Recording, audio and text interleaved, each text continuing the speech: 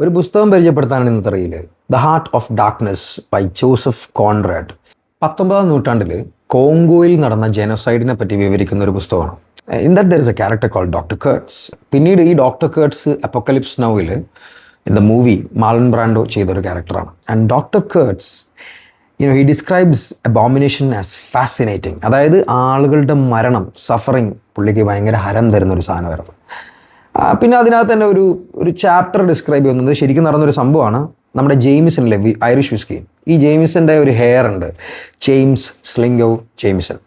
ഈ പറയുന്ന ആൾ കോങ്കോയിൽ ആ സമയത്ത് ഇങ്ങനെ ഒരു കാലഘട്ടത്തിൽ സഞ്ചരിച്ച ഒരു ട്രാവലറാണ്. പുള്ളി ഒരു അടിമക്കൊച്ചിനെ, ഒരു പെങ്കൊച്ചിനെ പൈസ കൊടുത്ത് വാങ്ങിച്ചിട്ട് അവിടെ ഒരു കൂട്ടം നരഭോജികളുണ്ട് കോങ്കോയിൽ, ട്രൈബ്സ്.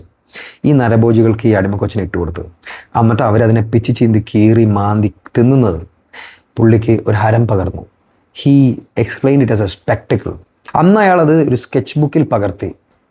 അന്ന് അയാൾക്ക് ഒരു സ്മാർട്ട് ഫോൺ ഉണ്ടായിരുന്നെങ്കിൽ ആ റീലിൽ നിന്നൊരു 1 മില്യൺ അല്ല, എത്രയോ മില്യൺ അടിച്ചേരാം.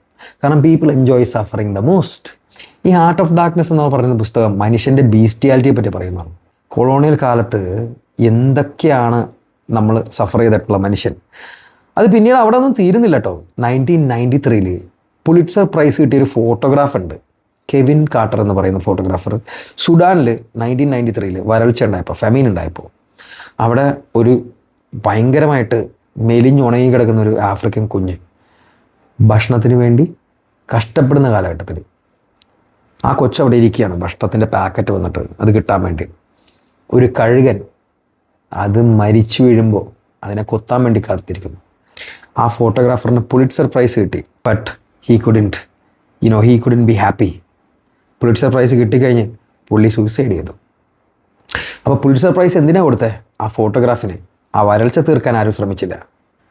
അപ്പോൾ അതാണ് മനുഷ്യൻ്റെ ഉള്ളിലുള്ള ബീസ്റ്റ് ഒരിക്കലും വിട്ടുപോയിട്ടുള്ള. ഇന്ന് സലീം കുമാർ മരിച്ചപ്പോൾ ഞാൻ വീണ്ടും ആ പ്രവണത കണ്ടു. സലീം കുമാർ മരിച്ചു കഴിഞ്ഞപ്പോഴത്തേക്കും പാപ്പറാസികൾ ഇങ്ങനെ മൊത്തം ഇങ്ങനെ കവർ ചെയ്തുകൊണ്ടിരിക്കുക. ചന്തു അപ്പോൾ ചൂടായി. ചന്തുവിൻ്റെ ഒരു സുഹൃത്തും കൂടിയാണ്. ചന്തു ചൂടായി. കമൻ്റ് ഇടുന്ന വാണങ്ങളെ കാണുന്നു അതിൻ്റെ ഇടയിൽ. ഇവനേതോ മരുന്നടിച്ചിരിക്കുകയാണ്. നിൻ്റെ അച്ഛൻ മരിച്ചു കിടക്കുമ്പോഴും നീ ചൂടാകുമ്പോഴും ഇതേപോലെ തന്നെ കമൻ്റ് ഇടാനുള്ള വാണങ്ങൾ കാണും. നിങ്ങൾക്ക് സെലിബ്രിറ്റി അല്ലാതെ ഒരു ഹ്യൂമൺ ആയിട്ട് കണ്ടുകൂടെ എല്ലാവരും? Not everything is content. എല്ലാം കോണ്ടൻ്റ് ആക്കേണ്ട കാര്യമില്ല.